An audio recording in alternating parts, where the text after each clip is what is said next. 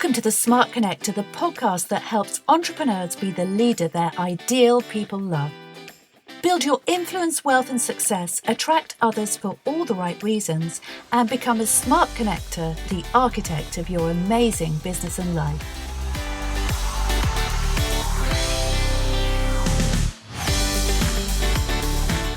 I met Gillie Barlow through a mutual friend of ours, Mary Cullen, who was one of the speakers at my Entrepreneurial Women event in London. Gillie is an incredibly experienced property investor with a demonstrated history of working in negotiation, lettings, working with landlords, and most importantly, working with options, which has enabled her to free her life and concentrate on some of her philanthropic activities that you'll hear about in this episode. So enjoy this telephone interview between us.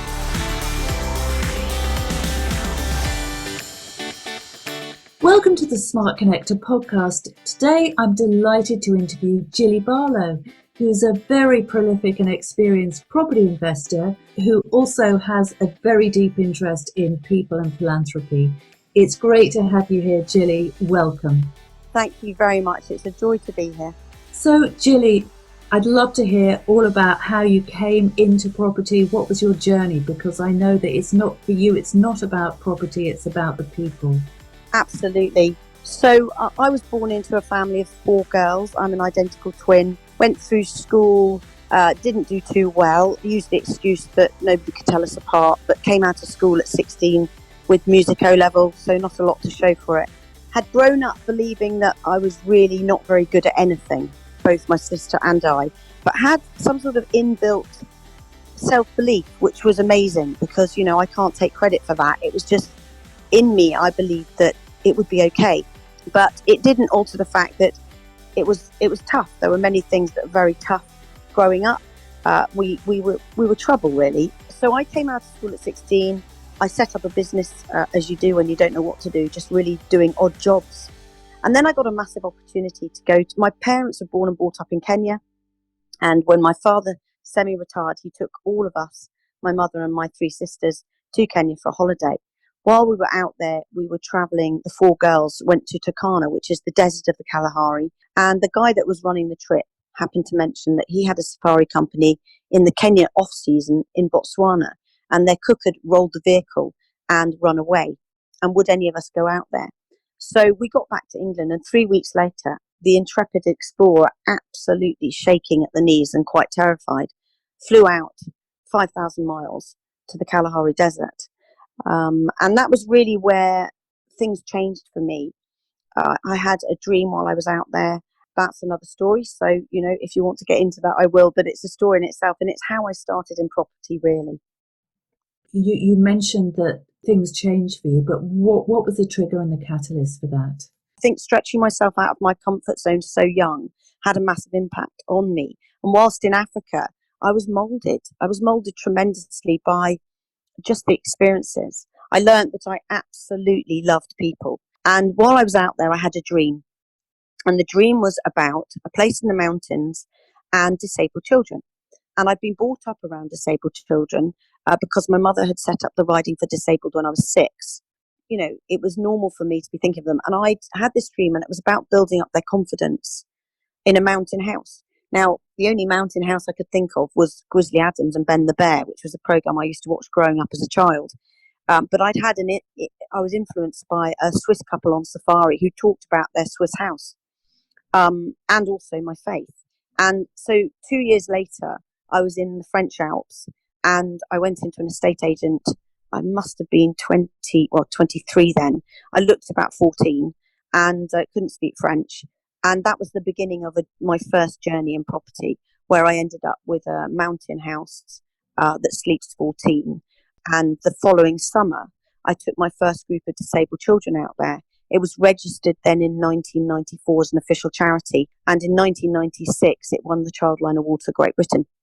And that was just a massive privilege, massive privilege. Now, what I did then wasn't clever. My attitude was, I want to get the chalet. I'm going to get this house. The question is how. So I had no money. I was at that point gutting fish in a fish farm, earning £8,000. Couldn't have bought the door of a car in this country, but ended up with this. And that is a a story in itself. How did you manage, Gillie? You had no money. You were, as you said, you were just earning £8,000 a year. So how did you manage to acquire that property? Well, first of all, I have to say that mindset is crucial. I had a mindset which was nobody was going to rock. And I said, I'm going to get it. The question is how. Now, there's potentially a little bit of underlying arrogance there, but not intentionally so. And it was just a determination, really. So mindset is everything. And there are many people in this world that will do everything they can to tell you you can't. And you have to make that decision in your own mind to say, yes, I can. Now, obviously, you want to do things that are sensible, that where you've analysed the risk, where you know. And I have to be completely honest, back then at 2023, I probably didn't analyse risk. And actually, it could have been detrimental, but it wasn't. It worked out for me. I didn't understand the problems of repossession. So my attitude was, I'm going to get this place. If I can't pay the mortgage, the worst that can happen is the bank take it away from me. Well, I wouldn't dream of teaching anybody that now. But actually, I have to say that back then, ignorance was bliss.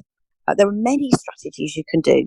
A lot of it's about creativity. So what I love to teach people is, first of all, the art of clarity. You have to understand things, and then you can start being creative. But in that situation, I did effectively a joint venture. So I had no money, so I found somebody who wanted to invest in a French property, who put in the deposit and the stamp duty. It wasn't a lot. It was a lot back then, but it was, we're talking 30,000 or 40,000. Now, a year later, they were desperate for that money back because they were getting married. And at that point, I'd done what we call an option on a piece of land. So only a year later, where I had built a property by getting the land and saying to somebody, if I give you 3 times its value, can I take 10 years to pay for it? I got the property and was able to extend the mortgage on that to pay the gentleman back who'd lent me the 40,000. So all the money was out within 1 year. And he didn't want any interest for it because he felt he'd let me down. Well, it was fantastic for me. So I ended up with a property that I put no money into. So that was the beginning of my journey. And I learned tremendously from it. It wasn't an easy ride, but it grew me enormously at a very young age. That's incredible. What's amazing, Gillie, is that you managed to not only acquire those properties, but also combine it with something that was really your passion, which was helping people, and particularly helping vulnerable people. And that's something that you've used property as a vehicle for a lot since then, haven't you? Yes, absolutely. So back then, as I said, I didn't do it to be clever. I did it because I wanted it. And the question was, how was I going to do it? It's worked out very well financially. And obviously, it's an asset now that is worth a lot more and pretty mortgage free. And so now I can bless people by allowing them to go there without paying. And that's just my heart. Okay, that's what I want to do. But in the meantime, my property journey has grown tremendously. My experience has grown. And I've now found myself in a place where I absolutely love to teach, because I absolutely want people to see that they can do this.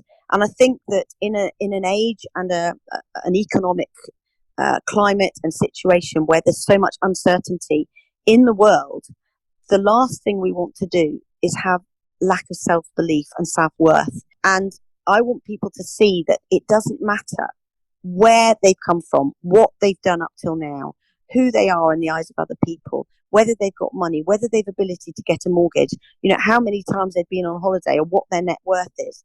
They can do this. The only thing stopping them is themselves. So one of the things I say to people, I challenge you to go to a mirror. Look in the mirror. And whilst nobody else is listening to you, don't look at flesh, but talk to yourself. And on a scale of 1 to 10, decide how much you think of yourself. Because the thing is that if you aren't at a 9 or 10, that's where you begin. Don't worry about property right now. You've got to get to a point where you say, do you know what, I can do this. Not only because I'm worth it, but because I am gifted and I am capable and I am able. It's about surrounding yourself with people that do you good and not harm. It's about believing that you are not somebody who needs to be in this world to just have mediocre. You are not somebody who needs to sit there and go, well, this is my lot in life. It's what you want it to be. You can choose that. And too many people decide, sadly, because of things that have been said over them and around them and to them, things that they've absorbed in their subconscious mind, which is just sitting there. all these lies that say they are not worthy of, or they won't ever attain to, or they'll never be able to do this, or they'll never be as good as this person or that person. And it's all not true. So if we can get past that, they have as much of a springboard as anybody else in this world. That's a very inspiring message. Thank you so much for that, Gillie. Fantastic. There will be people who are listening who are, you know what, I would love to get into property. I don't know where to start, and I haven't got the money, I haven't got the capital behind me. My audience is entrepreneurs, so a lot of them will be building businesses and they'll be putting money into their businesses. But property is a very good strategy to run alongside business, isn't it? It is, absolutely. So I think that the first thing to think about with property is, if you can't stand it, and I don't mean that in a negative way, don't do it. There are other ways to make money. But we have to also understand that within any business like property, there are lots of different facets to it. There are lots of different elements to it. And we want to make sure that we are not pushing water uphill. So we want to know what our dynamic is, and we want to make sure that we are doing within property the dynamic which allows us to be passionate. There's no point in, for me, for instance, give me a spreadsheet, I glaze over. Literally, why would I deal with spreadsheets if it's not conducive to my day and my journey? I'd far rather pay someone to deal with my spreadsheets. Whereas I love the figures of stacking a deal, because I'm a deal maker. I love the deal. That doesn't mean I don't like numbers, therefore. I love the numbers, but I love them in a very different way to that of somebody dealing with spreadsheets. So it's really, really important to understand we're all different, we're all unique, and we need to play to our strengths and play to our gifts, not push water uphill. Now, that doesn't mean we don't want to step out of our comfort zone. And I think that with all these things, we can make it work for us if we're determined enough. So you look at all the many of the highly effective and successful entrepreneurs of the world, be they Branson or Lord Sugar or many others. I only mention those because everybody hears about them. They learned and they did things that was conducive to their talent and their ability. They didn't spend hours and hours doing stuff that was not conducive of who they were. And I think a lot of people feel they have to be good at everything, and they just don't. It's really, really not important. For me, I learned ways of dealing with property or getting into property where I didn't have to use any money and I didn't need a masses of risk. Now, obviously, people can have risk if they want. Sometimes it grows your reward, but actually often it doesn't need to do that either. And so I started dealing in strategy that meant that the world was my oyster, really. Yes, and I think that is obviously we're talking about options primarily, aren't we, Gillie? Yeah, we are. We are talking about options. When I talked about just now not having risk, it was just a way in which I structured deals. So that wasn't part of the option, and that's actually a little bit harder to explain on an audio. But the options are absolutely massively amazing. And sorry, I think that I wandered off in answer to the last question. You absolutely can run this alongside a business as long as you do the parts that you enjoy. Options are an absolutely incredible opportunity for people to be doing deals without having to put cash in. Sometimes we do put cash in, sometimes we don't. But the majority of the time, you shouldn't need to. And actually, it's more conducive not to, because you may not buy it in the end. It also means that where you're helping people who are struggling to sell their properties for whatever reason, the certainty of the deal going ahead is so much quicker. So you should be able to do an option once they've agreed to talking about the negotiating it. You should be able to get it sorted in 2 to 5 weeks. So for a vendor who's struggling for whatever reasons, knowing that in a maximum of 5 weeks it's going ahead or isn't, they aren't having to sweat to worry any longer than that. Whereas you put a house on the market, it can take a year to even get an offer. It can then start to go through subject to contract and then fall out of bed at the last minute. And people literally, are put in such horrible situations because of that. It leads to repossession. It leads to sickness. People may be ill anyway. It might mean they've got to travel abroad and they don't want to rent it out. It might mean all sorts of things. It might be a probate house where it's falling into disrepair. But a lot of people are in a situation where they need to move fast. And obviously, if they need to get all their money out, it doesn't work, but many times they don't. And that's, an option. So, as I said, not everybody listening to our podcast will actually know what an option is. So, how can we describe it to them very simply so that they understand that? Okay. An option is a very, very simple contract, which means you have the right to buy it, but not the obligation. And it's to buy it in the future. So it's three things, Jay, just three things to start with. It's how much you're going to offer them for it. So generally when we're doing an option, I would suggest at least the asking price. It's for how long the contract is going to last. So it might be 8 months, it might be 5 years, it might be 10 years. And it's what you're going to give them each month in the meantime. So let me give you an example. Let's say somebody's come along and they're about to be repossessed. They can't sell their property. They haven't been able to pay their mortgage, okay, or they can't pay their mortgage moving forward. Let's say the house is on the market for 200,000 and they've got no equity in it. They're leveraged up to the hilt. So maybe they've got a mortgage of 199 or maybe even 210. So they're in negative equity. If they sell today, they're going to be in minus 10 grand, aren't they? And they're not going to be able to take any money out of it to move somewhere else. So they've obviously got somewhere else to go. So we could walk in and we say, I tell you what, we will take over your property for you. You're going to have to leave anyway. We will give you, in 5 years' time, we would like to offer £230,000. Okay, so you're going to get at least your mortgage. You're going to get the mortgage to pay off and 20,000 extra. In the meantime, we'll take over your mortgage payments, or we'll pay you so that you can pay your mortgage payments, so that you are not ending up in a place of repossession, which will affect you for the rest of your life or for a very, very long time. And you can walk away knowing that we've taken control of the situation. So we would possibly say 230 is a purchase price, a 5-year option agreement, and in the meantime, we will pay your mortgage fee and maybe give them a little bit more if we can. I love it when we have to turn around and say, look, we're having to change it. And they go, oh, they're crestfallen faces. And we say, we believe we can also pay off your credit card bill. It's all about helping people. Yes. You know, it's all about, and it's not always about repossession, but that's just an example. It could be tired landlords who want to move to a different part of the country and just can't sell their properties. You know, they don't want to leave it in the hands of an agent maybe, and they've got 7 HMOs. It could be that they're trying to get rid of their portfolio because of the new tax laws, or because they don't want to deal with an HMO license every month on 70 properties, you know, and it could be for all sorts of reasons. But an option is a fantastic opportunity to take away the pressure or the turmoil related to that particular property and give them that freedom to move on in their lives whilst we take control of it. Now, at the end of the contract period, which might be 5 years, for instance, we don't have to then buy it. We don't have the obligation. We have the option to buy it. Now, if we don't buy it and we give it back to the vendor, the probability is it's gone up quite a lot in value in 5 years.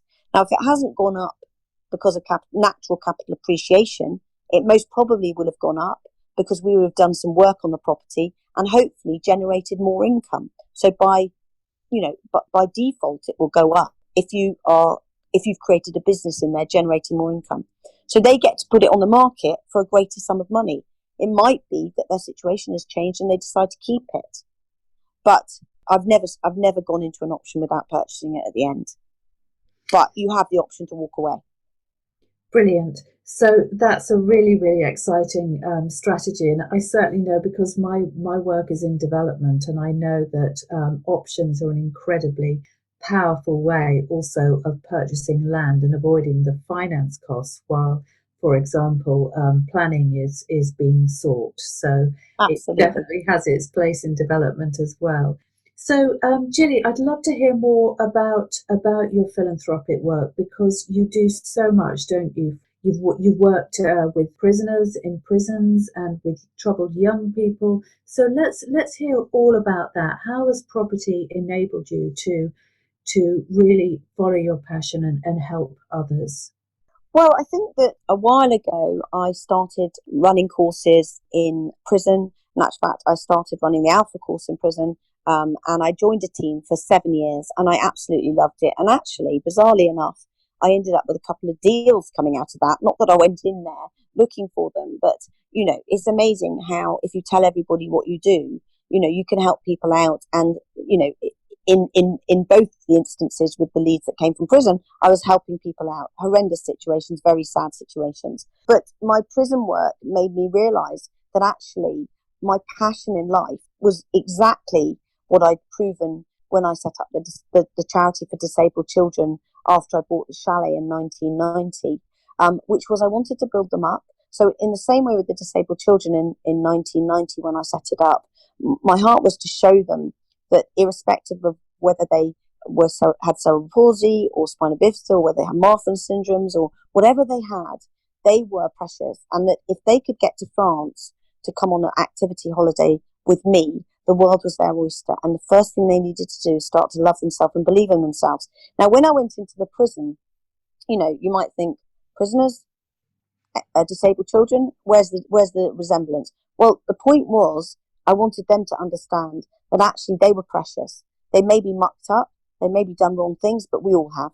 And that actually they have got a purpose in this life as well. They have got a reason for being here, and they've got every opportunity when they change their mindset to actually apply good stuff and achieve what they want to achieve. So my heart was really, really to show people, wherever you're at, whatever you're doing, you start believing in you. And I honestly promise you that with the right guidance, the right support, surrounded by people who want to do you good and not harm, you will get there.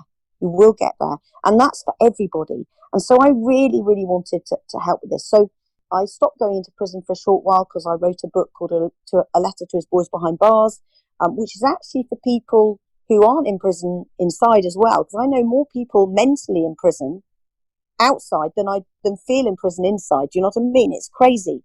There are so many people trapped in their own minds, believing that they're hopeless, believing they can't do it, believing that they are worthless, believing that they'll never attain to what their sisters or their brothers or their cousins have, never make their parents proud. There are so many people that are like this. And, we look at the suicide rate that is catastrophic in our youngsters. We look at the suicide rate that is so horrendous. But now, I understand that sometimes that's related to an imbalance and depression and what have you, but often it's related to circumstance and the fact that they believe they have no way out. They have. And my message, if all I say today is, if you're listening, if you hear this, you have. You have. And I just want you to know that. And I think that my heart is absolutely to make people see that they are a gift to the world. They are precious. And, I would love to help everybody. I don't know if you know that amazing story of the boy on the beach who there'd been a massive storm and all these starfish got washed up on the shore, and he went onto the beach and was walking quite a distance to put them back into the water, and this guy comes up and he says, "What are you doing?" And he said, "I'm just trying to save the starfish." He said, "But you're not going to make any difference. What are you doing?" And he picked up one, walked to the water, put it in, and he said, "Well, I just made a difference to that one." And I think we have to remember that every human being on this planet is as precious as the next. Everybody's got a heart and a mind and a soul and a desire to be loved and to feel precious. And if we can begin there, how amazing, what a privilege that is. We then want to show them how, yes, they have every ability to become financially free, to become financially independent to start with, to get to a point where they see their skill sets working, they see their purpose unraveling, and they find that by understanding and realizing where they can be passionate within it. The passion first will be what finds their purpose, and it's just helping them to do that. And it's such a privilege to be doing that in the area of property. It really is indeed, Gillie. And so, as I said earlier, such an inspiring message as well, because, of course, all entrepreneurs, whether they're in property or another sector, need to have that vision for themselves and their lives, don't they? They do. And I think that we have to also remember that they don't have to be entrepreneurs.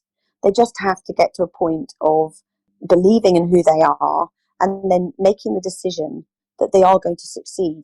And that brings me on to another point that we have to look at what success means. So people often think success means pound signs.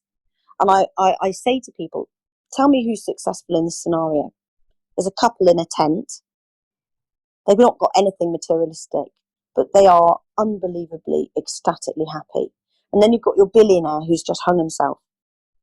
Well, we know one of those, don't we? Yeah. So who's successful?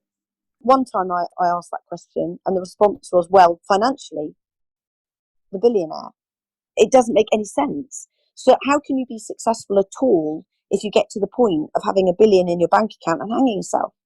So my attitude, and it is obviously only my opinion really, is that success is a good life. But the question is, what is a good life to each individual person? It could be completely, my idea of a good life could be completely different to the next person's. So you have to decide in your own mind, what is a good life? And I absolutely, completely accept and understand that 90%, 99%, most of the time, the good life for everybody will need some money because we can't live off thin air. I understand that. But we have to understand, first of all, what the picture of success looks like to us as individuals so that we can attain to it. Because otherwise we fall into a trap of chasing money. And that doesn't bring happiness. It is a trap because at the end of the day, what are we all doing it for? And I think a lot of people want money because they want to be recognized and appreciated and admired by others, which is love. In a way, there's something that is very unappealing about the lonely millionaire, about somebody who has all the money in the world but nobody to share it with. And I don't think anybody that perhaps envisages themselves with a wealthy future would envisage themselves as being all alone with nobody to share it with. Well, a classic example there is Freddie Mercury, who just before he died said you could have all the money in the world, but without somebody to share it with and without love, it's nothing. That's right. Nothing. That's right. And many, many people have said similar things. Many, many people. There's a very famous actor, and I'm not going to mention who he is, who said, the one thing I regret in life is not being somebody else. How sad is that? How really sad is that? Really, really sad. And I think that there's so much opportunity for people. And if they can get to a point of believing in who they are, the world is their oyster. You know, this is why I wanted to help disabled children know that. You know, I'm trying to set up a place in the Canadian hills now and I've got land that I want to build a place there to take young disabled adults out there, because I want them to understand that wherever they can get to, if they can get that far, the world is their oyster. And I want to sort of create a little bit of what I experienced in Africa, but in Canada, so that they come back realizing that actually it's their choice what they do. They do not need to be pigeonholed. They do not need to be told all you can do is X. And this is the same for people who've been told that they don't have the academic capability to do this or do that. It's just not true. Yes, if you want to be a doctor, you're going to have to study. But you do not have to have academic qualifications to succeed. You've just got to decide what success looks like to you and then determine whether or not you need qualification or whether you can go out and you can get that based on your own, the faith in yourself and faith in the people you put around you is absolutely crucial. And, you know, my heart is to really, really see people shine and see people change their mindset and realize actually the world is my oyster. And actually, I often say today's the beginning of the rest of your life. Today, right now, is the beginning of the rest of your life.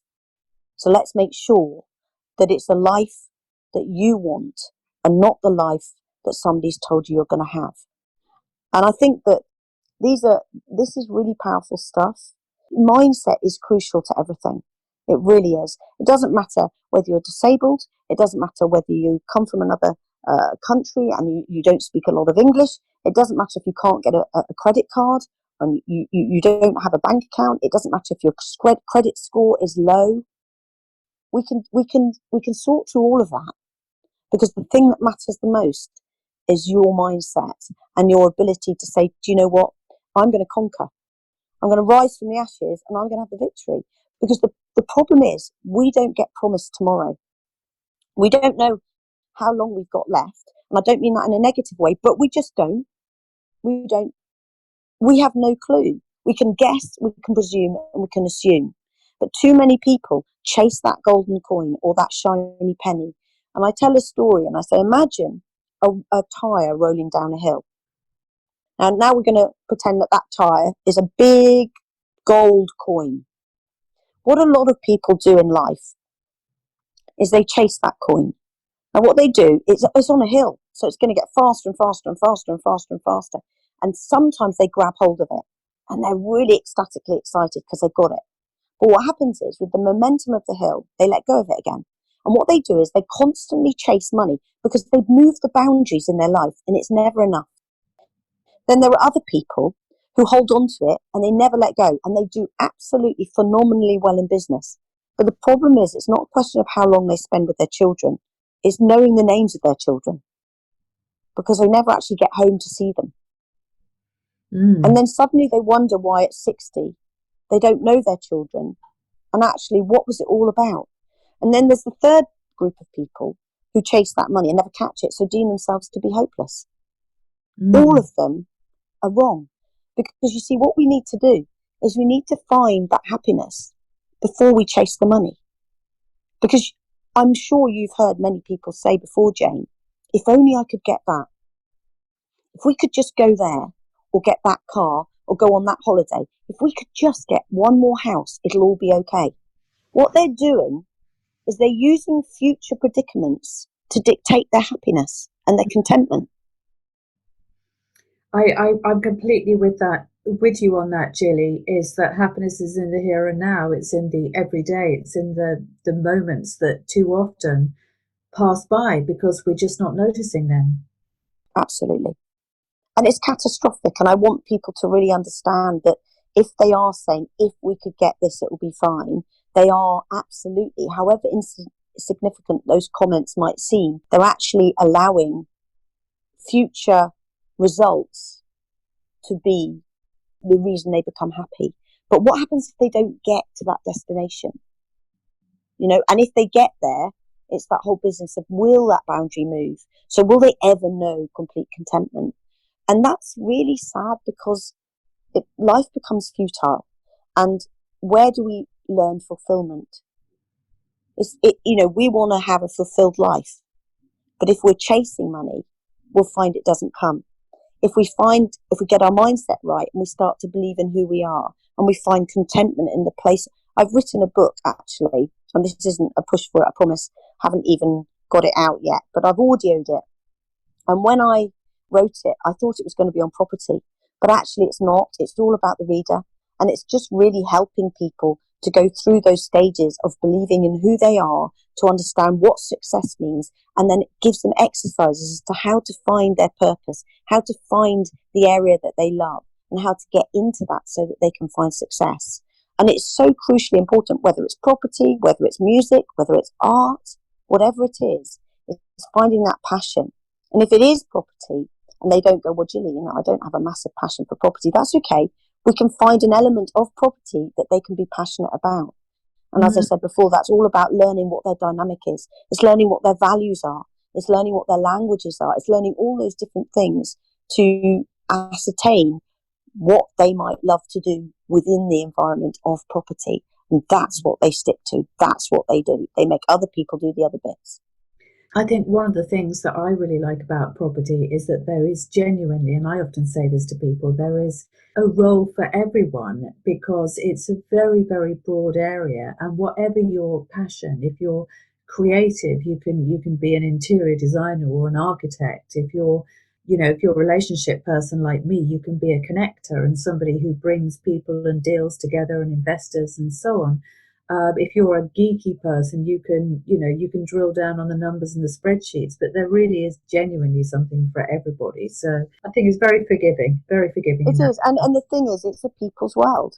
So well before property comes people. So one of my absolute passions is connecting people like you. Mm-hmm. So I run my own property meeting called People in Property. And my absolute passion is to join them together and say, right, you've got skill set, you've got time, you've got money, guys, come on, let's get together, do business together. And I absolutely revel in seeing them do business. I see the smiles on their faces. I see the changes. And what I try to explain to people is, like at my last meeting, we had a large number of different people. We had youngsters there who are, 17 up to 22, some of which are struggling tremendously in a world of pressure. And, they're not being treated too well in the jobs that they're in. And you could see them struggling so much with life because of that. And I said to them all, obviously I speak to the group, I said to them, what you've got to understand is it takes just a small change to create a change in your world. But you've got to have the courage to take that small step to change something. And they just need to understand what that small change might mean in order for them not to be afraid and to know that they're being handheld almost. And so within these meetings, I absolutely love to encourage them. And it only takes for them to maybe meet one person who wants to have coffee with them, who maybe is, 20 or 30 years older and can actually help them in an area that they don't have skill set or even money. Now, they may not need money if they're doing options, but it's all about helping people grow together. One of the things I'm doing in January is I'm offering a half-day values day completely free, because I want people to understand what their values are, because their values are crucial to whether or not they're happy in certain elements of their journey. So if they find that they're doing something and they just literally feel like they're treading through treacle and it's a bit of a dirge, the probability is it doesn't line up with their values. And if they don't know what their values are, they can't see if they don't line up. So I want to help them learn more about themselves by doing their dynamics, their values and their languages. And then they'll understand why they react and respond to certain things. And they'll understand why they feel like they're pushing water uphill or they're treading through treacle, because they're probably doing the wrong thing and it doesn't line up with who they are. Yes. Does that make sense? Yes, absolutely. Absolutely. So it's all about alignment and finding your purpose and your why, of course, isn't it, Gillie? Absolutely. Absolutely. Yeah. And you see, the thing is that we talk about, so many years ago, I say many years ago, that sounds like I'm a dinosaur, but a few years ago, I set up my own power team. And we called ourselves, get this, very bizarre name, FAT. Now it's spelled italic F, capital H, A, T. Now the reason the H was capital was because it was telling us that we needed to have happiness first. You can use the word contentment if you like, but C didn't work in that word. So happiness, contentment, whatever, it has to come first. Now, if that comes first, the A will be your achievement. Your achievement and your attitude will be so much better and faster. Your attitude will be better. The achievement will be faster. With that, you get the T. The T is what we all want, irrespective of how we dress it up. It's time. It might be time on at your Tuscan villa. It might be time helping with a charity. It might be time with your family. It might be time on a beach. It might be time driving a car. It doesn't matter. It's time. Now, the italic F is whatever you want it to be. But my hope is that it will be freedom to start with because of that contentment, as well as faith in yourself and a God, if that's what you want, and fun.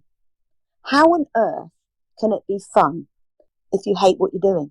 Do you know anybody who's gone to a job and been passionate about something they hate? So the only way they can have fun on their journey is if they truly ascertain what they should be doing on that journey so that they can be passionate in what they do. Honestly, it's been so great, just very, very inspiring to talk to you, Gillie. And I just love the way that you've used property to really ramp up your passion for people and your love and your support for as many people as you can. It's been very, very inspiring to have you as a guest. And thank you so much. Not at all. Can I just add one more thing? Please do. So I've set up a company called Creating Homes Limited. Yes. And Creating Homes Limited is purely for vulnerable people. Now, the ones in the UK at the moment have a charity running them because it wasn't conducive of my time to be looking after all the people, but to find more properties. And recently, we've been asked potentially to go to the States and set this up, which is very, very exciting, because my heart is to make sure that people have homes. And it's not a house, it's not an abode, not a building, but a home. And our mission statement is really to create a home of love and a future of hope.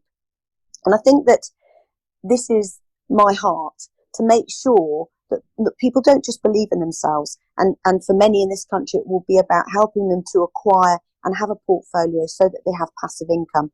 And believe you me, I've done that with children aged 16 plus who are now financially free. But it's also about making sure that those that won't be doing this for themselves have a place to rest their head. And I think that if we can all build this together, the world will become a far more content and happy place. And, you know, I'm sure there's only a certain amount that I and we will be able to do, but it's just very exciting to be part of it. The other thing is that I'm about to set up a course, or start running a course in the new year, for young adults. And I hope it's okay for me to say that. My heart is to see these youngsters. I mean, I don't know whether I'm sure it's because I've got 3 boys, but I feel that I literally want to do this for women as well. I come from a family of 4 girls, but I think there's so much pressure often. And I've got 3 beautiful boys. None of them found it easy at school. One of them is a street dancer, and 2 of them are drummers. And they're never going to make an awful lot of money, probably, in music and dance. And actually, they probably don't want to, you know. But isn't it fantastic if they can have a portfolio of property bringing in passive income, whilst they set up that dance group for disabled children, or whilst they teach people that they can do a CD, and they can actually create a song and music and actually do something that's creative. They say in 20 years' time there'll be 50% less jobs. So all our 20-year-olds will be 40. Well, I want to make sure that as many as possible are in a place of financial freedom, so that they get to be with their children, so that they don't need to worry about what the future holds in terms of how things will change in our economy. And they can get out there and live every life as a gift that it is, and be passionate about what they love and not stress about the finances of our world. That's my dream. That's so great, Gillie. Honestly, as I said, it's been wonderful to talk to you today, and so inspired by your vision. And it's just incredible that you're really teaching young people these skills as well, and they're life changing, because, as you said, so much of the time people are held back from doing the things that they'd love to do, which would really contribute to the world and benefit other people, simply because they don't know how to support themselves. So very, very, very inspiring. Thank you very much for joining us. And not at all. It's been an absolute pleasure. Thank you, Gillie, and I will speak to you soon. Take care. Thanks, Jane. Bye-bye. Bye-bye. Thanks for listening to the Smart Connector podcast. If you've enjoyed this episode, why not head over to janebaylor.com and order a copy of my free report on building your personal brand. I'd love to connect with you on social media. And finally, don't forget to like and subscribe to my podcast so that you never miss a show. Thanks for listening in, and see you soon.